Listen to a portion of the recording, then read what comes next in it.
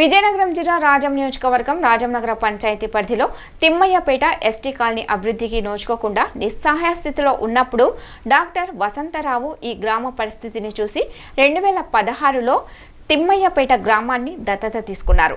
ఇక్కడ పిల్లలకు ప్రైవేట్ చెబుతూ వారిలో చైతన్యపరిచారు. అనంతరం ప్రభావతి జాగృతి ట్రస్ట్ పేరుతో ఈ ఊరిలో సేవా కార్యక్రమాలు చేపట్టి రోడ్లు, నీళ్లు, వైద్యం, విద్యపై అవగాహన కల్పించి తిమ్మయ్యపేట రూపురేఖలను మార్చారు.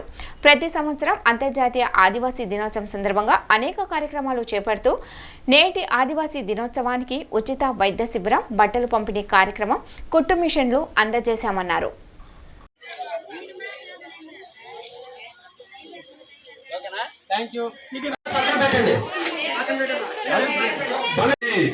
ఆదివాసీ సోదరులు కానీ సోదరిమణులు కానీ ఉంటారు.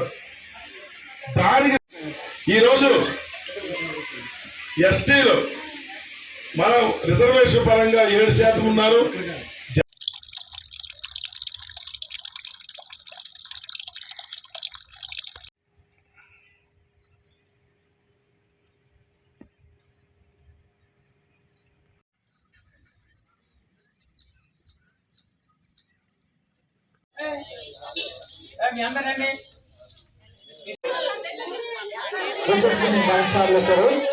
ఎవరైనా టెస్ట్ చేసుకోవాలని కోరుతున్నాం.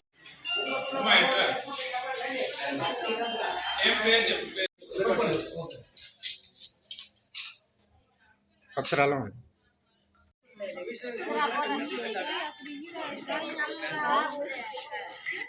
మనం కూడా సీతంపేటలో ఉంటుంది.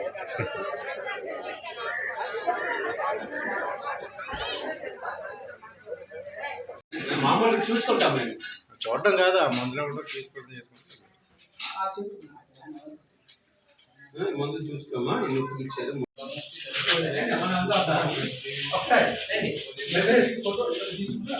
బ్రదర్ ఒకసారి మీరు మెడిసిన్ ఇచ్చిన తర్వాత ఎక్స్ప్లెయిన్ చేస్తే మేము తీసుకుంటాం. బీపీసీ అందరూ చెక్ చేసుకోండి, ఓకేనా? సరే మీ చేయి మీద మందులు ఇవ్వండి సార్. ఇటు వచ్చారు మీరు అటు ఇవ్వండి, అక్కడ ఆయన పక్కన అదే వర్షం పెట్టాను 38 అందులో 38 చూడు. అది బయట ప్రపంచంతో లింకప్ ఉండదు, కమ్యూనికేషన్ ఉండదు. అది లేని అభివృద్ధి ఫలాలు ఆశిస్తున్నారో ఎవరైతే వెనుకబడినటువంటి ఉత్సాహంతో వాళ్ళ అణగారిపోయినటువంటి ఈ యొక్క ఆదివాసీ కార్యక్రమాలని వాళ్ళు మళ్ళీ ఒకసారి వాళ్ళు గుర్తు చేయాలనే ఉద్దేశంతో గత 6 సంవత్సరాల నుంచి కూడా అంతర్జాతీయ ఆదివాసీ చేస్తున్నాము. ఈరోజు ఈ భాగంగా గ్రామంలో మహిళలందరూ కూడా 50 మందికి బట్టలు కూడా పంచుతున్నాము. అలాగే ఒక అమ్మాయికి కుట్టు మిషన్ కూడా ఇస్తున్నాము. అలాగే బాగా చదువుకున్న నర్సింగ్ పిల్లలకి ప్రోత్సాహకాలుగా క్యాష్ అవార్డు కూడా ఇస్తున్నాము. అదేవిధంగా జెమ్స్ హాస్పిటల్ వాళ్ళు వీళ్ళ మెగా మెడికల్ క్యాంప్ పెట్టాం. ఇప్పుడు ఒక 10 సార్లు మెడికల్ క్యాంప్ ప్రతి ఏడాది 2-3 సార్లు క్యాంపులు పెడుతున్నాం. ఎందుకంటే ఆరోగ్యం మహాభాగ్యం కాబట్టి వీళ్ళందరూ కూడా గ్రామీణ ప్రాంత ప్రజలు ఎక్కడికి వెళ్ళలేని పరిస్థితులు, పేదవాళ్ళు. ముఖ్యంగా నాకు ప్రభుత్వాన్ని నేను కోరుకున్నది ఏంటంటే ఈ గ్రామము నగర పంచాయతీలు ఉండడం వల్ల వీళ్ళకి ఎటువంటి ఉపాధి లేదు.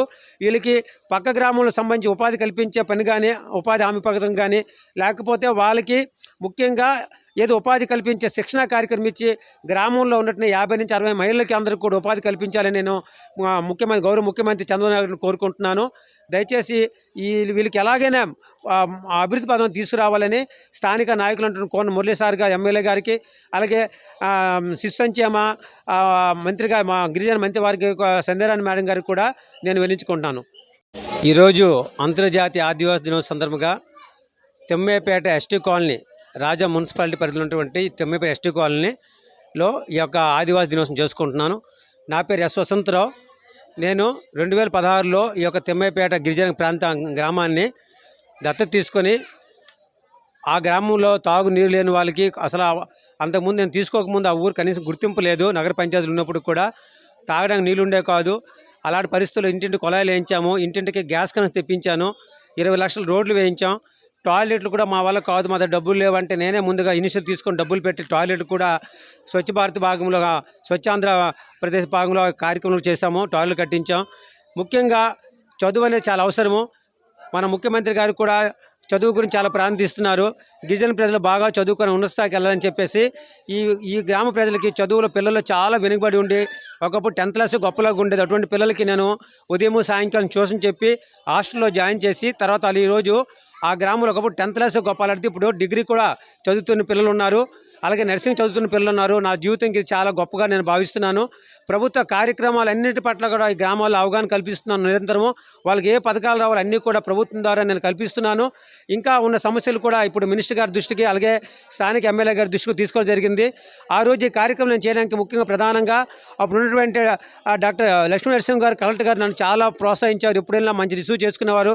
అలాగే పిఓ ఐటీడీ శివశంకర్ సార్ గారు ఇప్పుడు కడప కలెక్టర్ గారు చేస్తున్నారు. అమరావతి అండి, మాది రాజం మండలం తిమ్మాయిపేట గ్రామం అండి. అందులో మొత్తం మేము ఎస్టీ వాళ్ళమే ఉంటున్నాము. మేము చాలా వెనకబడి ఉన్నామండి.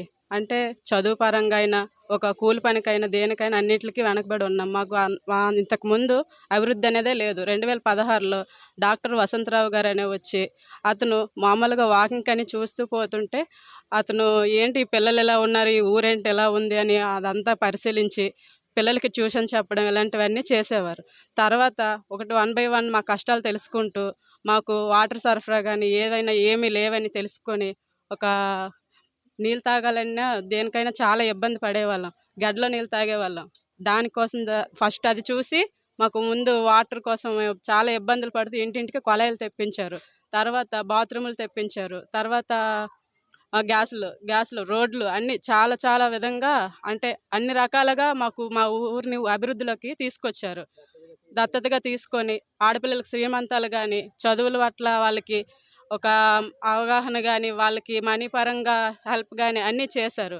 మళ్ళీ ఇంకా చాలా చాలా చేశారంటే చెప్పాలంటే మాటల్లో సరిపోవండి. వాళ్ళు చేసిన సేవలు, అతను చేసిన సహాయం ఊరికి చాలా రుణపడి ఉన్నారు అనుకొని అతను చాలా చాలా పనులన్నీ చేశారండి. సార్, నేను ఇప్పుడు నర్సింగ్ చదువుతున్నాను. దానికి కారణం డాక్టర్ వసంతరావు సార్.